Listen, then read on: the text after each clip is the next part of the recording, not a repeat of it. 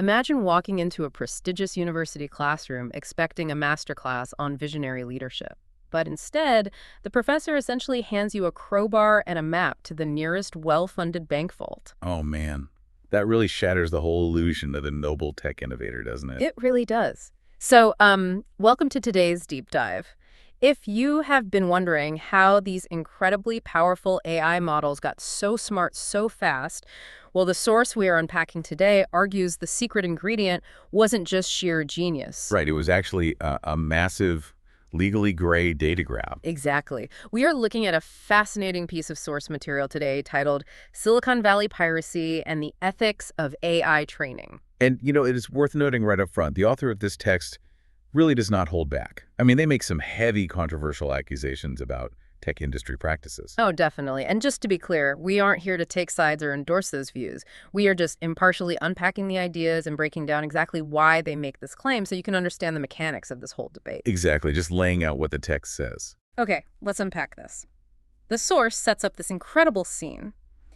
Picture yourself as a student sitting in a closed-door lecture at Stanford University. Stanford, right. Right. And standing at the front of the room is the former CEO of Google, Eric Schmidt.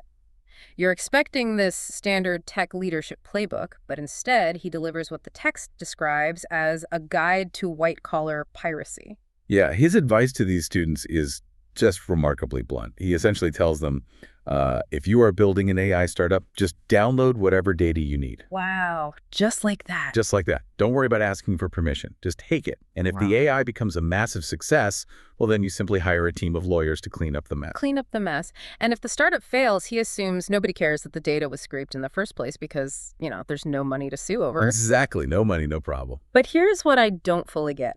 Why would a former tech CEO actively encourage this steal first, apologize later mentality in front of a class of future founders? Well, to understand why Schmidt gave this advice, we have to look at how large language models actually work. I mean, they don't just read a few books to get smart. Right. They need way more than that. Oh, an astronomical amount. They rely on the sheer volume of the entire internet to map linguistic connections and recognize complex patterns. So it is literally a pure scale issue. Precisely. If an AI company tried to legally license 1 trillion words from millions of individual website owners and bloggers and artists, the friction would be mathematically impossible to overcome. They would just never get off the ground. Never. So from their perspective, the only viable option to build the technology is to scrape first, train the model, and deal with the legal fallout later. It perfectly illustrates this broader cultural attitude in tech right now. But hold on, how do they intellectually justify that? Because, Silicon Valley locks down its own code with ironclad NDAs, aggressive lawsuits, heavy encryption. Oh, they guard their intellectual property fiercely. Right, like it's the nuclear launch codes. Yet, when it comes to everyone else's copyrighted work, like our articles, our art, our photos, they treat it like an all-you-can-eat buffet. It is like a chef claiming their own recipe is a strict trade secret, but they stock their restaurant pantry by raiding everyone else's grocery bags. I love that. What's fascinating here is that your chef analogy hits on the exact friction the text underscores. The massive scale of copyright infringement is being entirely casualized by the industry. Casualized, like it's no big deal. Exactly.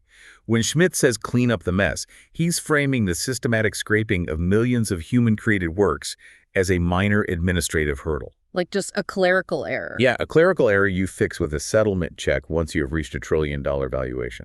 So what does this all mean when we have this ultimate rules for thee, not for me dynamic baked right into the foundation of the tech?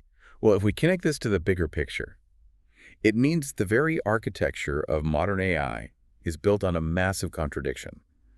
The companies demand absolute protection for the algorithms they write. But they require absolute freedom to consume the data that we write. You got it. The mess they plan to clean up later is actually the bedrock of their entire business model. Which makes you realize why a closed-door speech at Stanford actually matters to all of us listening. Why you should care.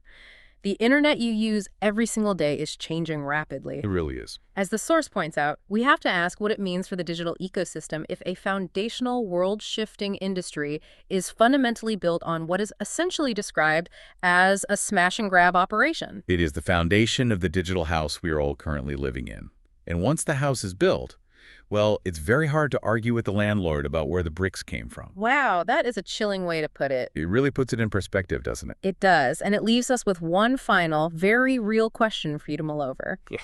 If the AI industry's success relies entirely on freely taking human art, articles, and ideas today, what happens to the future of innovation if human creators simply stop publishing their work online to avoid being scraped in the first place?